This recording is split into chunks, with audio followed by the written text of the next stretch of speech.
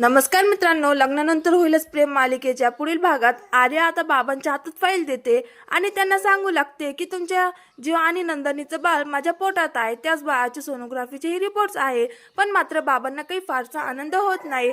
इकडे काव्य आता तिच्या एक्झामसाठी आलेली असते, तर जीवानंदाने तिला सपोर्ट करण्यासाठी एक्झाम सेंटरपर्यंत पोहोचलेली आहेत. त्यानंतर सगळेच काव्याचा आत्मविश्वास कमी होऊ नये त्यामुळे तिला प्रोत्साहन देऊ लागतात. तर पार्थ काव्याला म्हणतो की मी आज तुम्हाला काहीच बोलणार नाही, कारण मला माहित आहे माझ्या काव्याला कोणत्याही ऑल द बेस्टची गरज नाही. ती माझ्या मनात अगोदरच कलेक्टर झाली. तर इकडे घरामध्ये रम्या आणि वसुंधराचं बोलणं सुरू असतं.